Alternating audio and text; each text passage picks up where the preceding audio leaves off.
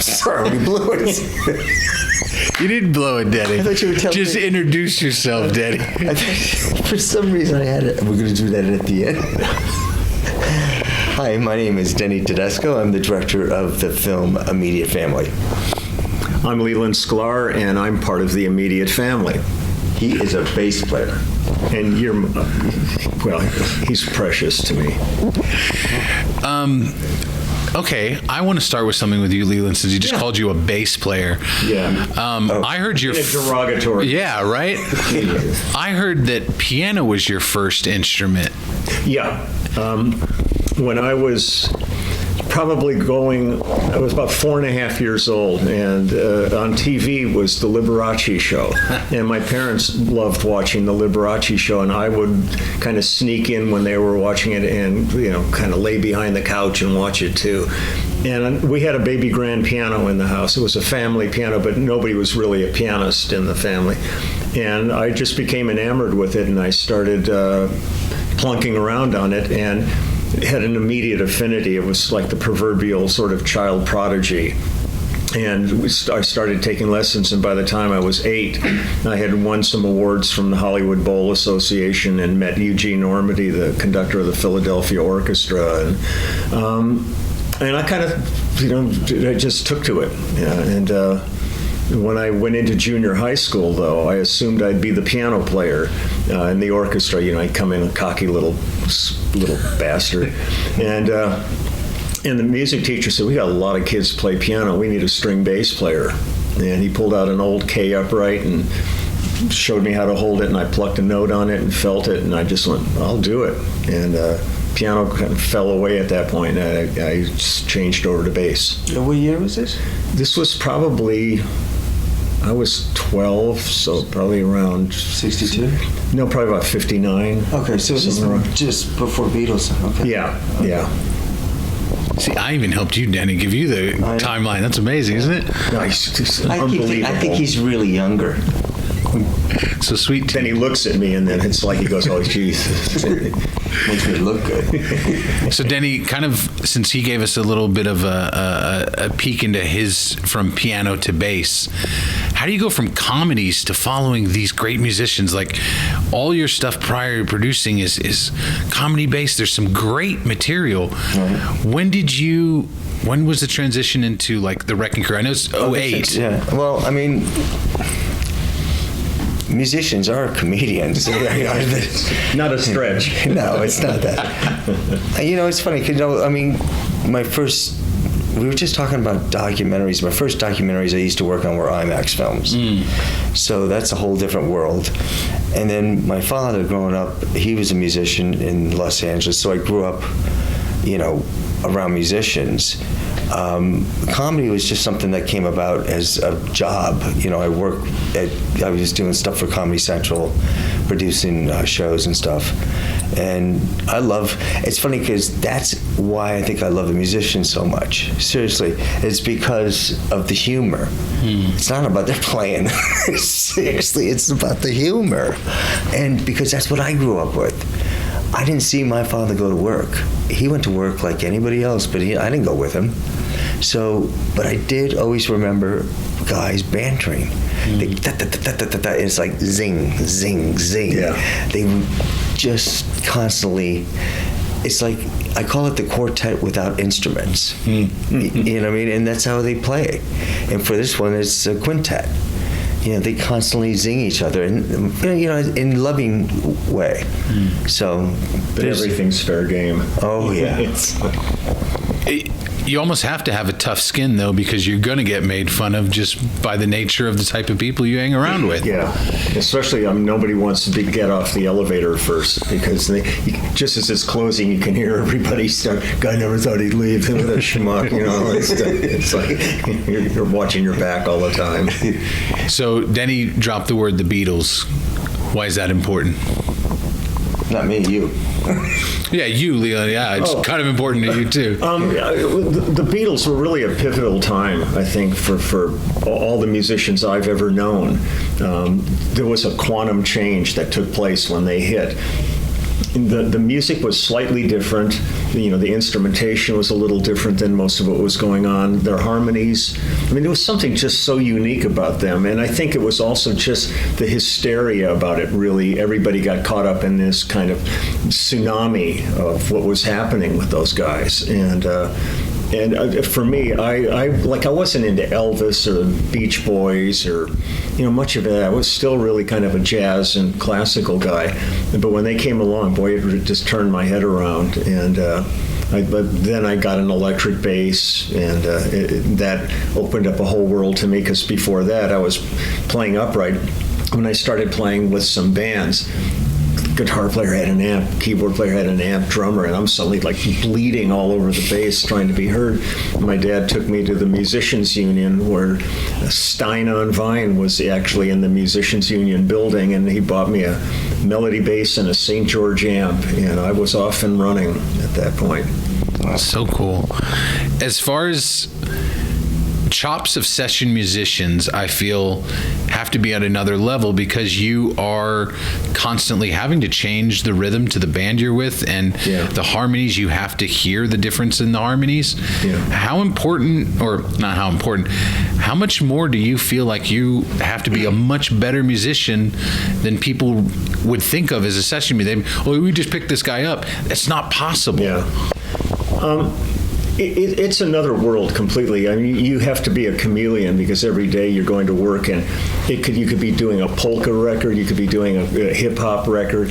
The demands on you are really wide. I've always think of, there's times where I'm not really jealous, but I sort of think of like someone like Flea, Chili Peppers. All he really has to know is Chili Peppers. That's the set he has to know. He does other things. I'm not denigrating him by that, but the guys in bands, a lot of times, they just got that one thing.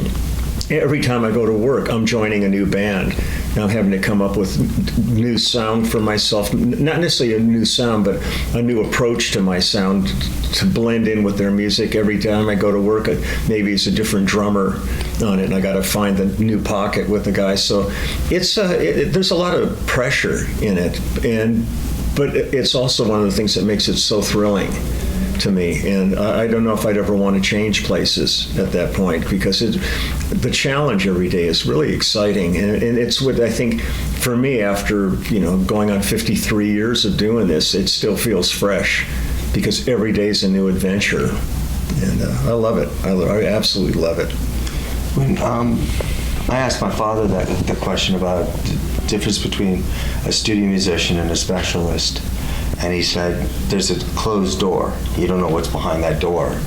So you're kind of walking in, and you sit down, and it's like, oh, it's a banjo part.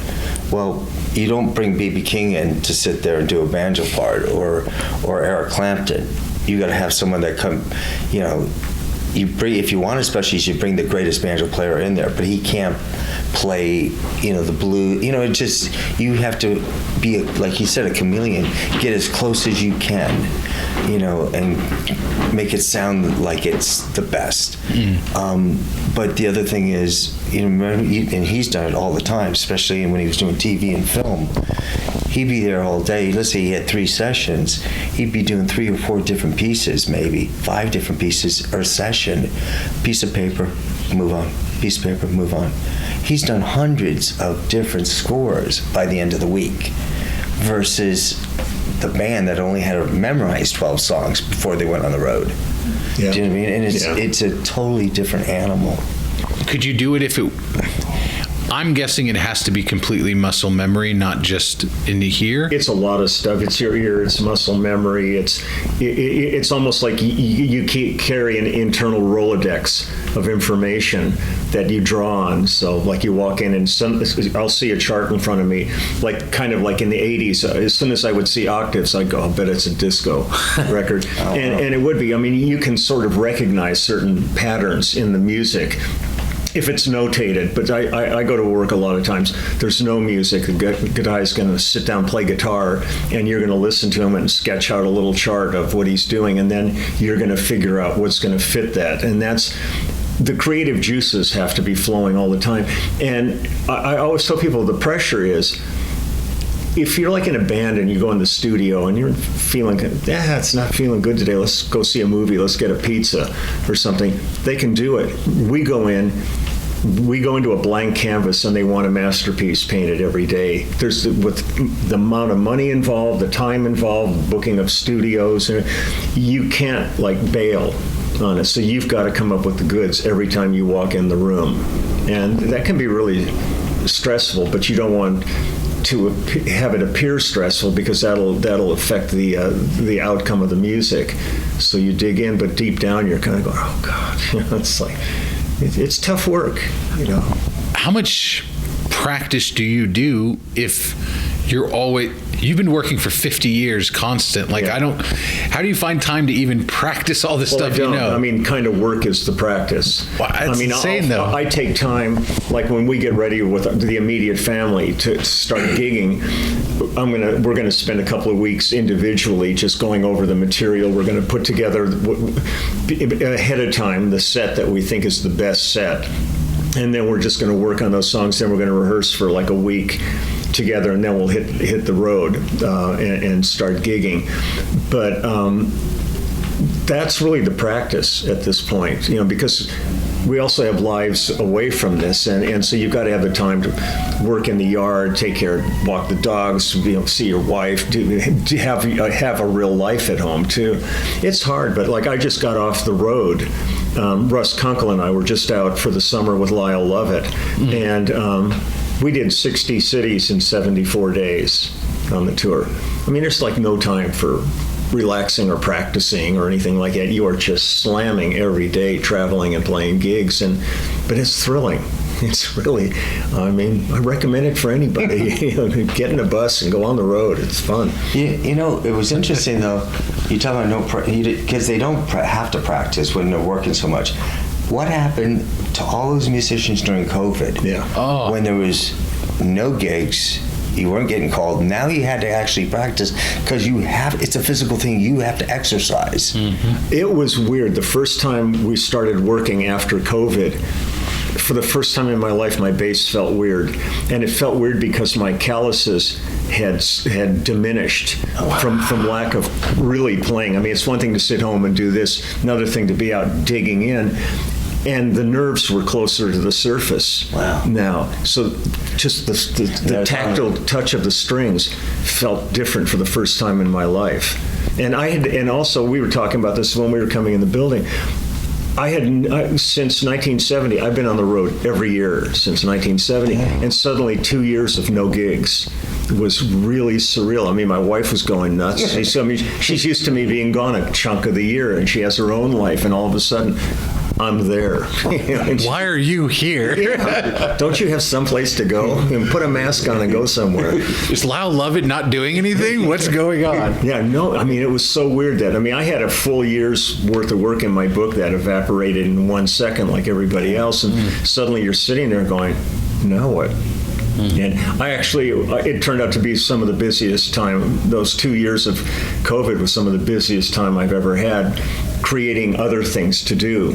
I started a YouTube channel that I've almost not missed a day. I've got like 1,100 videos up now on it, and it's been a fun thing, and I don't want to give that up. But now that I'm working again, I'm still doing all the things I was doing during COVID, and now I'm adding that to my workload. So it's a little crazy at this point, but I did a book. I had never recorded at home before. It was kind of an excuse for, because a lot of the studio, the albums and stuff, people were just going, can we just send you files? And up to that point, I had never done it. If somebody said, I want to send you files, I'd say, send them to me. And then I'd call a friend of mine, John Gilliton, who's a great keyboard player. And I'd say, how about if I bring these over and you record them, I'll just play and you record, and then we can go to lunch. So it was like a social thing. Suddenly, with COVID, we weren't getting together anymore. And I had a guy contact me who wanted to do a cover of Easy Lover, Phil Collins' Easy Lover. And I said, I'd love to do it, but I've never recorded at home.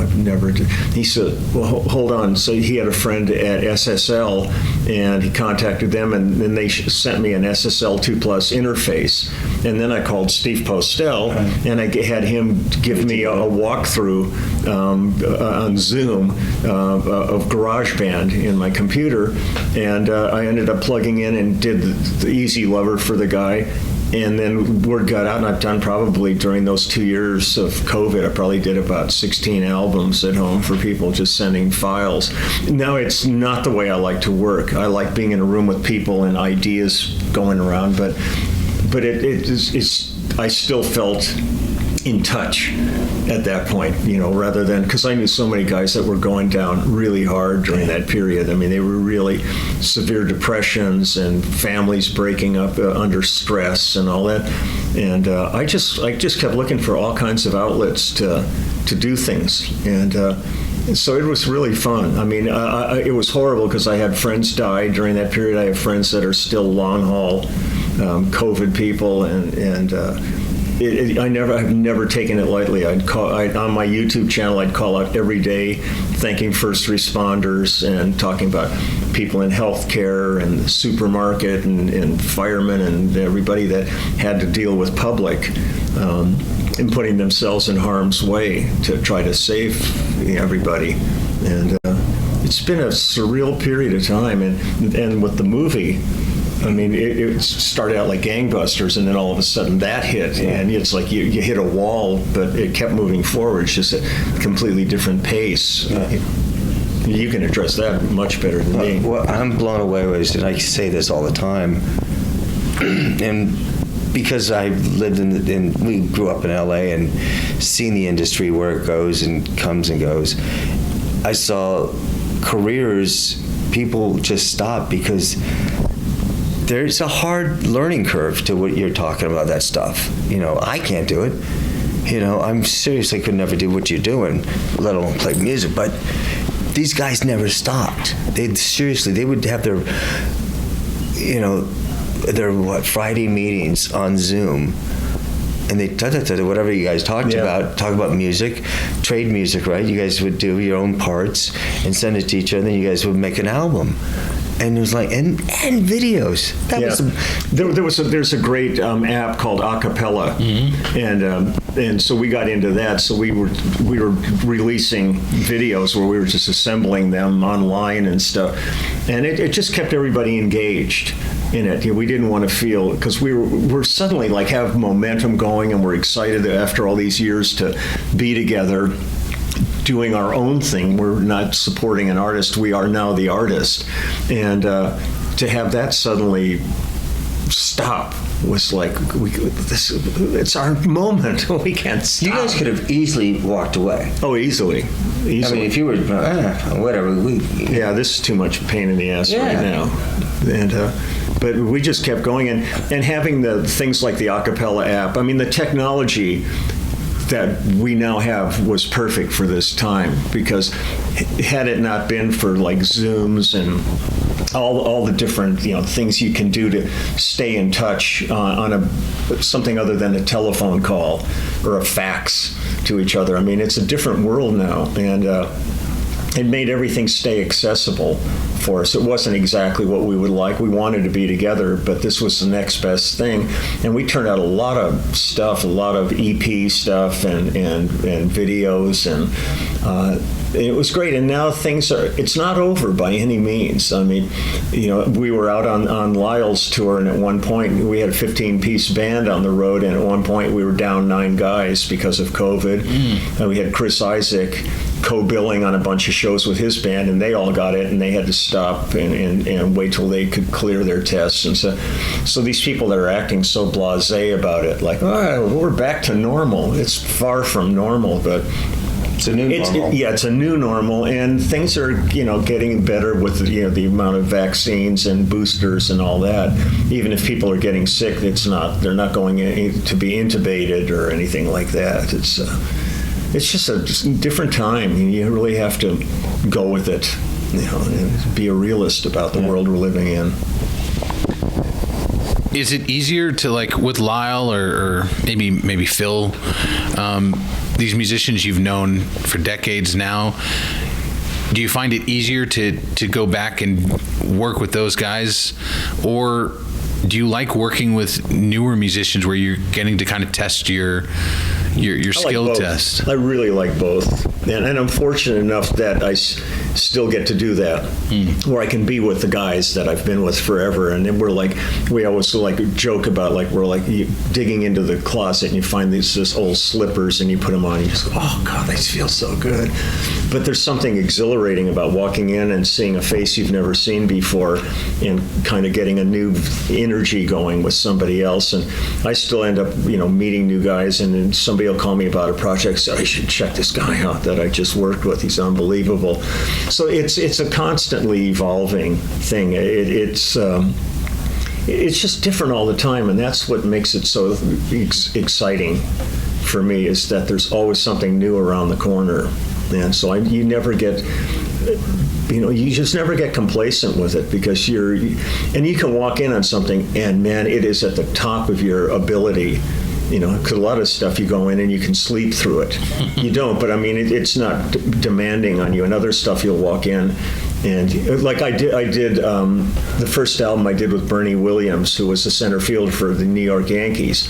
I've done a lot of these vanity albums with actors and athletes and stuff, and they're okay and stuff. But so when Bernie came along, we got called to do him.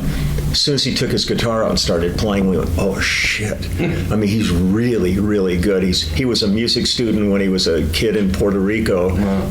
And he played baseball, and just for fun. And there was somebody from the Yankees down there, and saw him playing in just like a field.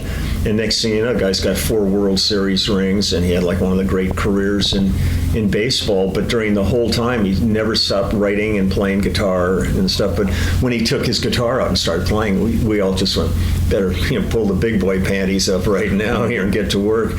And it was a challenge. He's really a good composer and a really good musician. So you never know what you're going to walk into. Denny, I'd love to know, as far as not just Leland, but the entire immediate family, like getting to know these folks, how has that been for you with knowing your history with your dad? Is this cathartic? Is it like, is it life affirming? That's a really good question.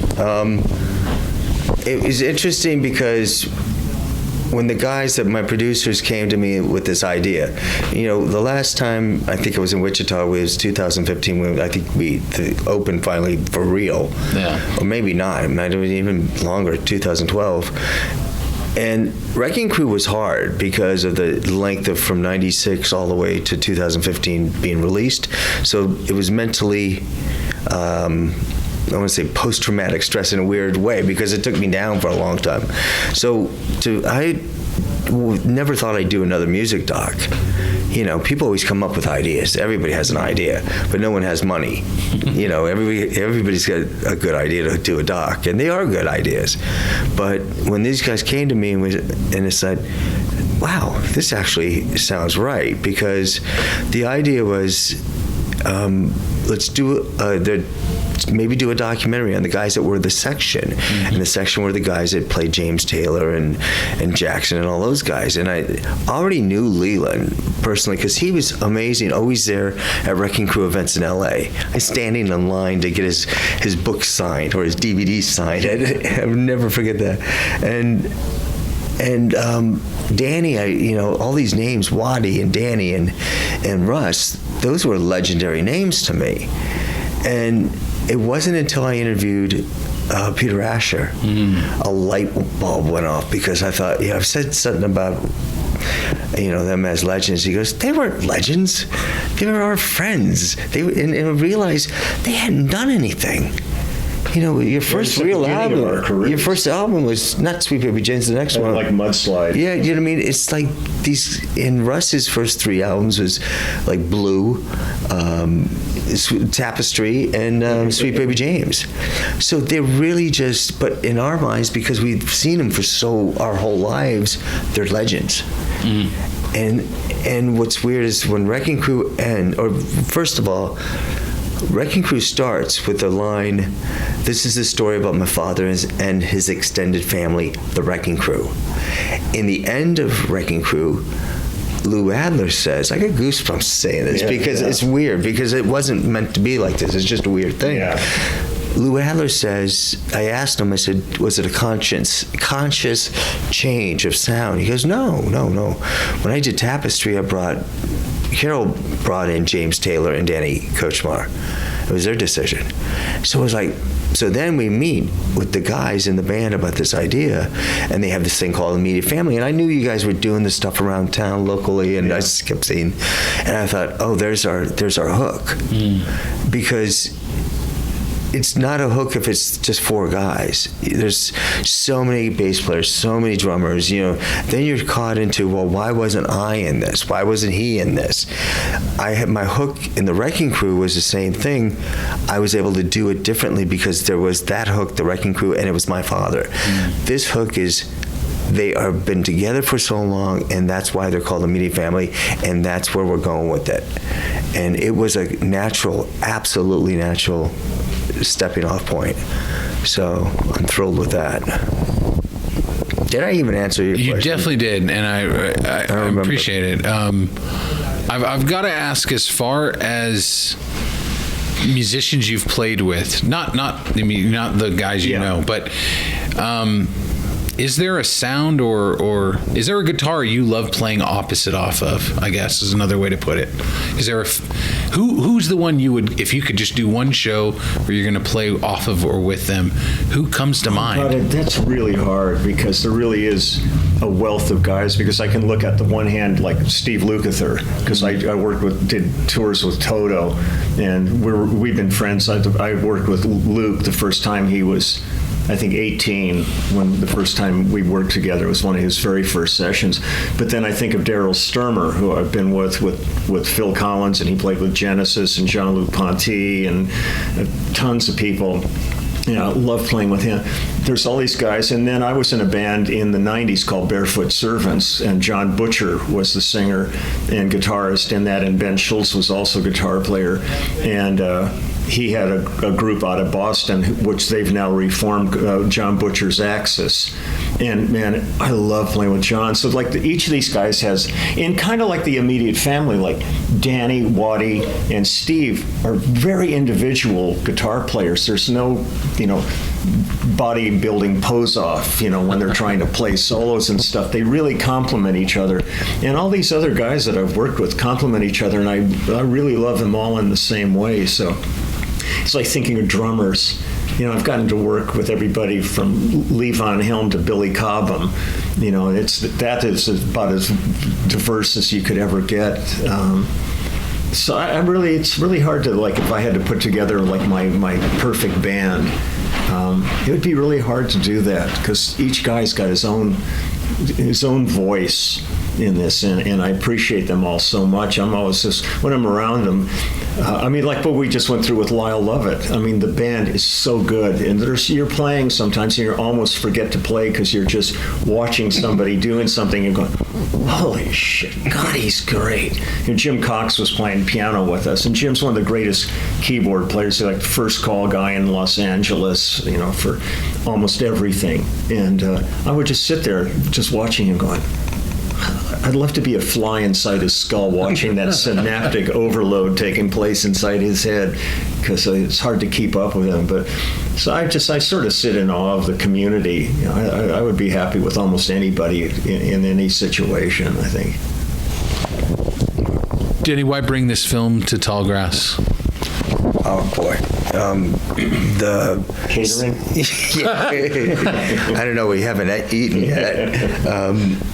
It's in 2008 came here. Mm-hmm. My first film.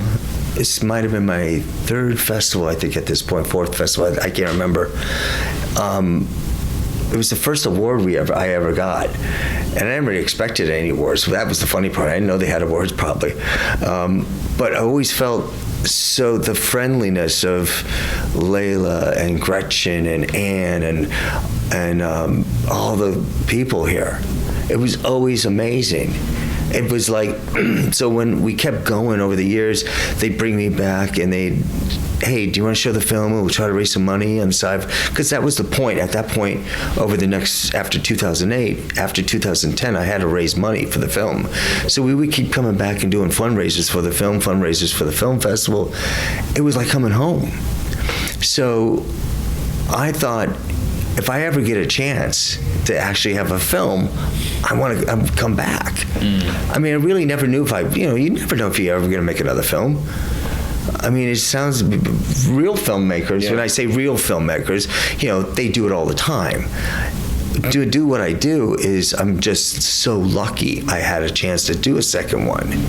And that was like, oh my God, I get the chance to go back to Wichita. I'm not BSing you guys. I mean, it was fun.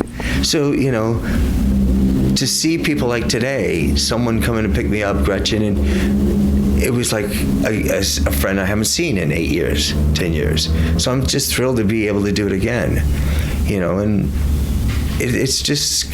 there's no other festival for me that is a home festival. We don't even have an LA Film Festival, by the way. Yeah, AFI, LA's gone, everything's gone. I mean, which is COVID. Yeah, that's the excuse for everything. Yeah, exactly. That's exactly. It's like, gas prices have gone up. COVID, really, thanks. Profits certainly went. An interview with me, COVID. Yeah, exactly. Well, you know where COVID's really good? When you don't want to go to someone's house. Yeah, I tested positive today. I'm so sorry I can't make it to the party. That's perfect. Oh boy, did I just blow it? I just blew. They know now. No, they're going to. They'll know, Danny. They'll know.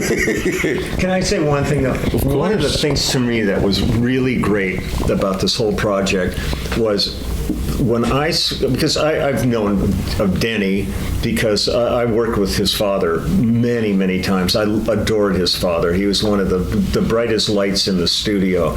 His personality, I mean, you had unbelievable amount of talent, and you had an unbelievable amount of vibe with him, where there was a lot of guys who were like pain in the ass, great players, or you had guys that were really fun but not that great a player. His dad was like, he had all of it going, and so every time I'd walk in a studio and I'd see Tommy there, I just like kind of was giddy.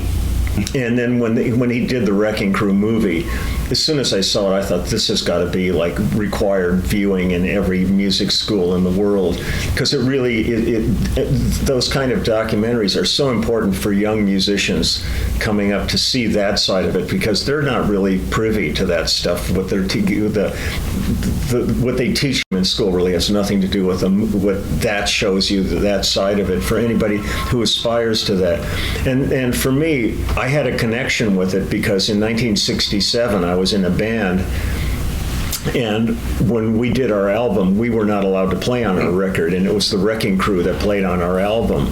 And I sat there looking in United Recorders, looking through the window in Studio A, and there was his dad, and all of those people, Hal Blaine and Carol Kay, and Melvoin and Knechtel and Rubini and all these guys. And I sat there going, I could never do this. I mean, I just sat there going, sitting in awe of these people.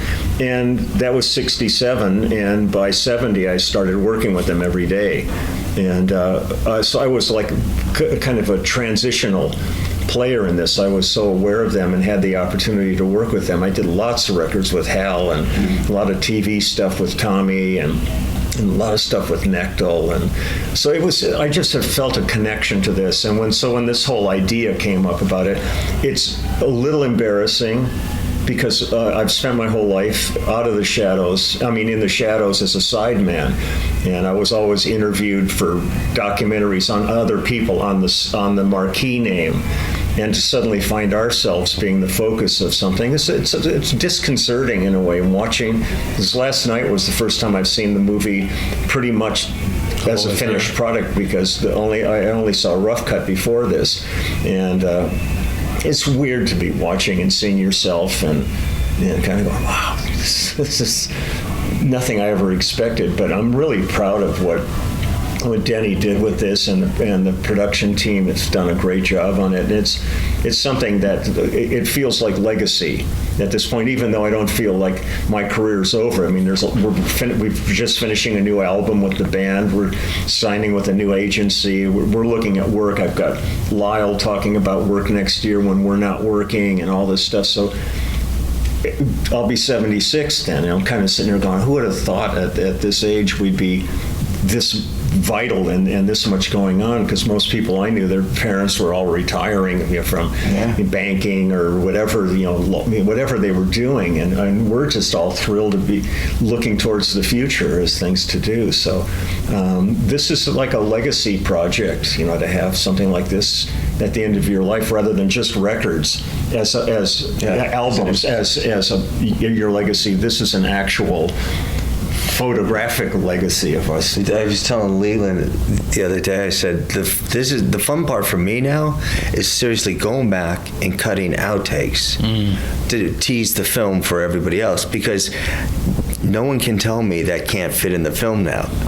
It's like bits and pieces, like, oh my God, that's such a great line from Danny or Carol or James or Lee, and I'm just having, oh God, it's so good, but it never would work in a film. Yeah. Because it's a whole different direction of something else. And it's so important. That was, to me, the gold. It's the icing on top. And Jackson said something when Jackson Brown said, name drop. I name drop. I know. I dropped the keys. Yeah. He's a good one to name drop. Yeah. JB, that's my we're like that. Yeah. When he was at we showed the band first, and it was like, watch their faces were blown away, because that is really the scary part for me, was how are they going to react? What if they go off? What if they go, what the fuck are you doing? And I would have been scared. I did my best, but they weren't. They went the opposite way. Wadi had teary eyes. I mean, these guys were like teary-eyed. He had gas. Oh, thank you. Well, that's always Wadi. Yeah. That's why you got the name Wadi. Yeah. So, but then Jackson came. I think we came back with Jackson. We got to see it, another screening, and Jackson goes, wow. After I've known these guys over 50 years, I didn't know this stuff about them. I went, wow, that's pretty cool. Yeah. That's when I thought, oh, okay. I have something. I think we got something. Yeah. So it's good. So. Well, thank you for doing this and doing it over the decades of building these stories. And Leland, I mean, please don't stop. You've been an important part of so much of our live music experience, and now we're getting to see this fun band come to fruition. It's really special, and it's pretty kick-ass. So thank you so much. Thank you so much. Really appreciate hanging with you. Awesome. Thank you.